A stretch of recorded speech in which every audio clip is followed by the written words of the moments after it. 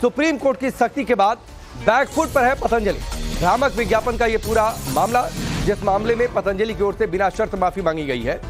हलफनामा जारी किया गया है और इस हलफनामे के जरिए बिना शर्त माफी मांगी गई है। पतंजलि की ओर से कहा गया है कि ये बातें अनजाने में लिख दी गई थी।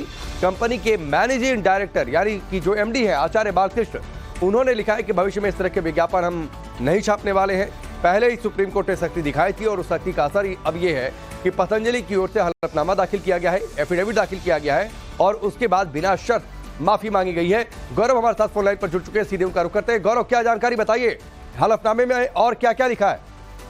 बिल्कुल, देखिए 2 अप्रैल को बाबा रामदेव और आचार्य बालकृष्ण को सुबह 10:30 बजे जो है वो सुप्रीम कोर्ट में पेश होना, और इससे पहले उन्होंने हलफनामा दाखिल करके जिस तरीके से इसमें माफी मांगी है उसमें उन्होंने लिखा है कि जो लाइनें एडवर्टीजमेंट्स में लिखी गई थी वो जाने अनजाने में लिख दी गई हैं और इस तरह की जितनी भी अपमानजनक टिप्पणियां उसमें लिखी गई हैं उसके लिए वो माफी मांगते हैं और वो बिना शर्त माफी मांगते हैं। और क्योंकि एक बड़ी कार्रवाई का जो डर है वो अब रामदेव पतंजलि के सामने जो है आचार्य बालकृष्ण के सामने सामने दिखाई दे रहा है। और उसमें ये कहा गया था कि जिस तरह से तमाम बीमारियां हैं, चाहे वो अस्थमा हो, डायबिटीज हो, उसको वो जड़ से मिटा सकते हैं। इसके अलावा जो एलोपैथी यानी कि अंग्रेजी दवा जिसे आम भाषा में कहते हैं, जो इलाज की विधा है वो गलत है और उसको लेकर एक दुष्प्रचार जो है उन्होंने किया था।